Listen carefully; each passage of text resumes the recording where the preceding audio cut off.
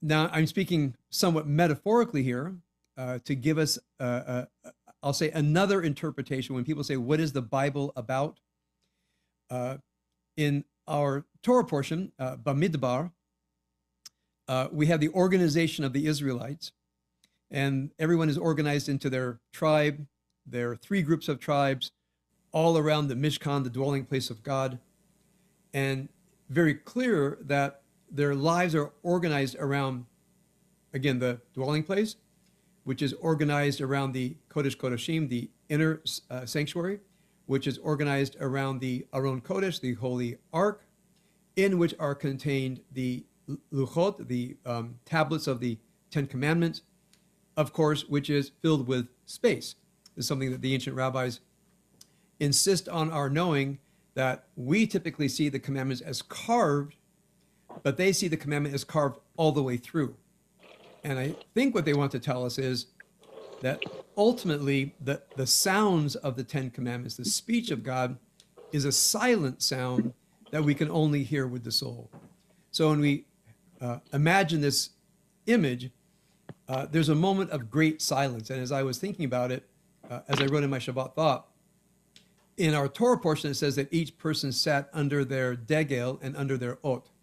So the rabbi said that each tribe had a banner, a flag, and on each flag had a color that was the same color as the gemstone in the breastplate of the high priest, and on each flag was a specific symbol connected to that tribe. And so I was thinking about the 12 tribes and just the riot of colors and symbols that were in the desert. Of course, with each tribe, there was a tricolor representing each tribe. And my first image was that moment of silence when all you could hear were the banners fluttering in the wind. And the banners as a way of establishing a human identity in the desert. The next step is the idea of the desert. So when we think of the desert, we think of the Sinai desert, somewhere barren, without water, without very identifiable pathways. But the Midrash goes over and quotes Deuteronomy chapter 32, verse 10, where it says, Yimtza'ehu be'eretz midbar, that God found the people in the desert. When you look at scholars translating it, it's not that God found them there, but God observed them in the desert. And then the Deuteronomy 32:10 then describes the desert as V'tohu Yilel Yishimon. So when you have the word tohu, Deuteronomy chapter 32:10, quoted in the Midrash on this Torah portion, takes up, of course, all the way back to the beginning of Genesis, where it says, in the beginning of God's created the heavens and the earth, Va'aretz haita tohu vavohu. So the theme of the Genesis chapter 1 is God's light creating an order to a chaotic universe, as it says here in the Hebrew, a tohu that is a howling wasteland, Yilel Yishimon. So tohu has the sense of something that is there but formless. So a formless howling wasteland. Now this gives us a sense of what the biblical author meant. Whoever wrote Genesis chapter 1, it's identified as a priestly document for many reasons I can talk about another time. So when they imagine as it were, the world before God's creation, it wasn't creation ex nihilo. It wasn't the idea of creation out of nothing. People many times say that. That's actually not what the Bible says. The Bible says it was a howling wasteland. The Bible says there was a tahom, there was an abyss. The Bible says that there was a hoshech, a darkness. And when you look at the usage of the word darkness in the Bible, it's not just the absence of light. It almost as if it has a substance of its own. It's just a substance that is the opposite of light. In Deuteronomy 32:10, when it says a howling wilderness, some scholars go back to the desert dwellers, Bedouin ideas, that when you hear the sharp whistles of the wind in the desert, it's demons. So when I look at Rashi's translation, Rashi says The desert was filled with taninim, which can mean a crocodile, but more specifically, tanin is the Babylonian sea monster, which was this chaotic being, the Tiamat, which reads on to the Hebrew word tahom, an abysmal creature out of which the world came. And then Rashi says, and a bat ya'ana, no one knows what a bat ya'ana is, except that it's a bird of prey that eats carcasses. So if you read my Shabbat thought, when I was thinking about this, is, because of course it's an isur, it's a prohibition to eat carcasses. And so we're living in this howling wasteland that has ancient sea monsters and birds that are eating carcasses, and that's where we end up. So as I studied this, it took me back to, of course, the idea of the wasteland, T.S. Eliot, which was written right after World War I, where the taste of death was in every veteran who saw unbelievable carnage. And of course, the existentialist movement comes out of World War I, which is, what can life possibly mean if something drove these nations to go to war? Unlike World War II, by the way. World War I was really over absolutely nothing except the desire to go to war. And people signed up for the war, and they ran into machine guns, and they machine gunned each other, and they gassed each other. And veterans came back from that having no idea what they were fighting for. It was not to save the world for democracy, that's for sure. And so this existential movement comes up mostly after World War I, was just the evacuation of meaning, poised against anybody who claimed to know purpose and meaning of life, the reality of God, any assertion of meaning based on tradition. I was a practicing existentialist throughout my high school and military days until I discovered the Kabbalah, was that we begin in a meaningless universe and then we become people who create meaning. That was my, as it were, inner understanding of the world, again, until I discovered Kabbalah. So as I read the Midrash description of the desert, when I read Rashi's description of the desert, it took me immediately to the existential experience of the howling wasteland, of a world that goes back to the primordial chaos before creation, of the abyss, of the substance of the darkness, of the Babylonian Tiamat, the abyss, and the human being, as it were, wakes up and finds oneself there. Now, I may have been a particularly sensitive adolescent for this to ring true to me, but I'm going to guess that people sitting in this room, all of you have a sense of what I'm talking about. Is one day you wake up and say, does the world have meaning? Does the world have purpose? You look at the world, and sometimes it is a howling wilderness.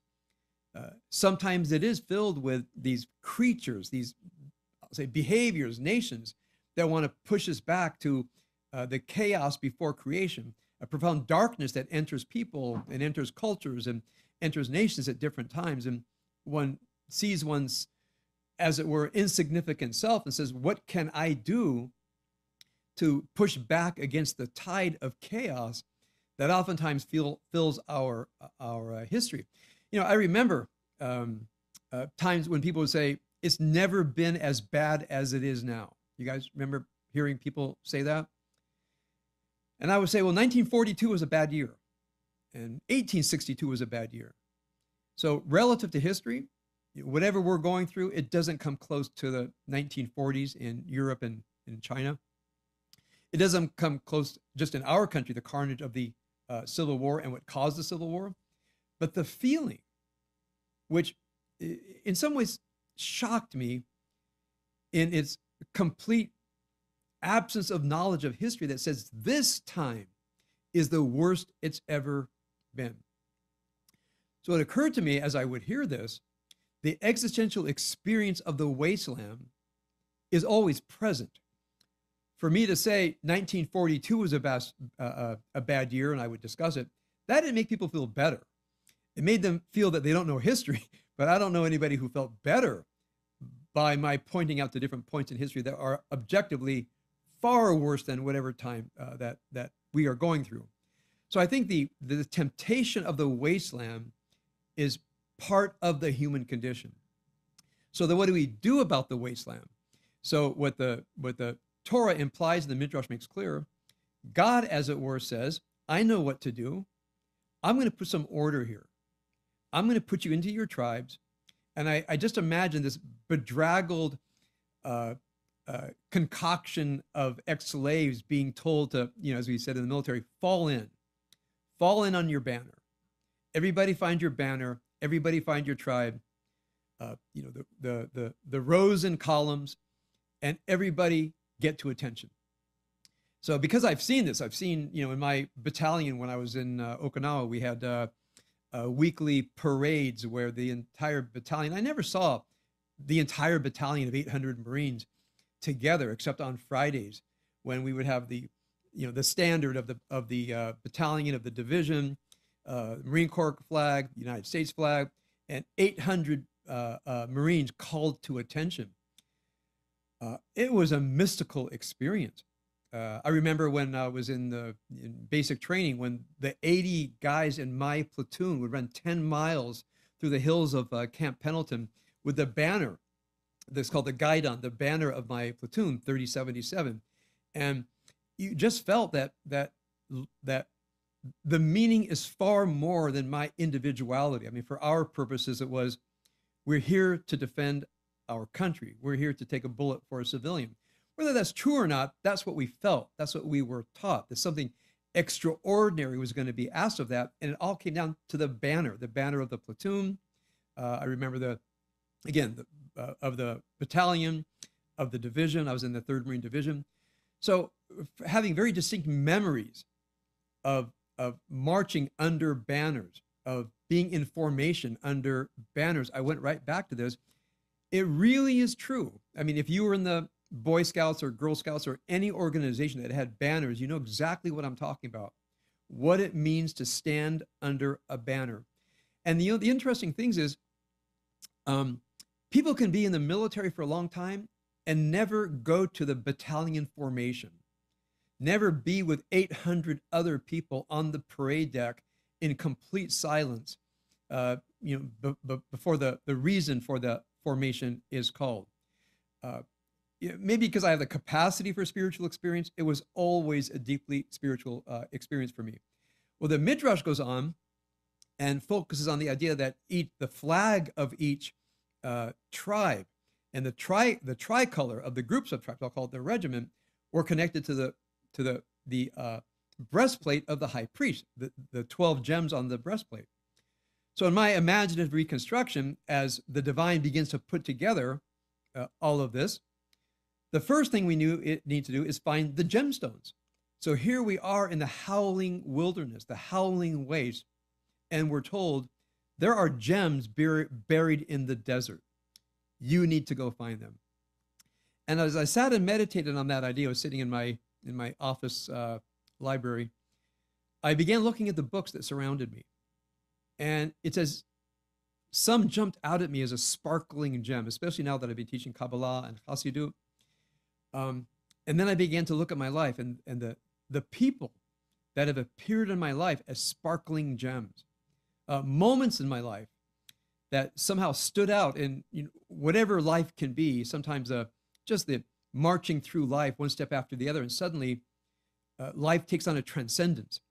It's as if the universe is speaking to you. And I began to think that the gem of the high priest, some of you know this, somehow in that breastplate of the high priest were the Urim and Tumim, the light and wholenesses or perfections that spoke through the gems. And so all this just was woven together in my mind, that as I recall the gems of what I've studied, what I've read, poetry that I've read, the people that I've met, experiences that I have, that each of them is like a moment of the Urim and Tumim, the light and wholenesses that come through the breastplate and in a sense call out to us. And so my last thought that I shared in my Shabbat thought is, it's happening right now. I mean, we just experienced a gem. We are gems to each other if we remember to look at each other as gems to encounter, not problems to solve. Life is filled with these gems under the terrain of what sometimes can be a howling wasteland. So my last thought was, whenever life feels like the howling wasteland, to take a moment and remember the gems that have infused my life, and pause and ask what the gems are saying to me at that moment. And when you do a contemplative practice where you breathe yourself into that thing I talked about last week, that the empty field of consciousness, and you bring a question to it, the question can guide one straight into the soul. For example, which gems in my soul are speaking to me now? Ask that. So there's a very big part of the Kabbalah, which is the colors of the Kabbalah. It's a very deep area of study. As I began to look up gems this week, so many websites have the meaning of the gem, the color of the gem, the radiance of the gem. It's not just gemology as figuring out, which one is which and how much they cost, but there seems to be a spiritual science of the meanings of gems that people would discover, the sapphires and the emeralds, and attribute meaning. The meaning would speak out to them. So part of want to just give the experience of what it means to study one line of a Torah portion. One line of a Torah portion took me to the Midrash with this extraordinary description of the flags and the symbols and the connection to the gemstones, and taking me over to Deuteronomy 32:10. And then, of course, taking all of this and using it as a meditative guide and seeing where it took me, and eventually to a deep meditation on, as it were, the gems in my life and the gems within, and then coming out and just having had an extraordinary experience, all guided by one verse of the Parsha, and just taking it deeply. So my exhortation for all of us is to take the wisdom that I derive from the Parsha, breathe for a moment, look for the gems in the in the holy reliquary in each of us. Look in your life for the gems that speak out, the many, many different gems in the many different forms, and allow these different gems, like the breastplate of the high priest, to speak to us in light and wholeness and help guide our path ahead.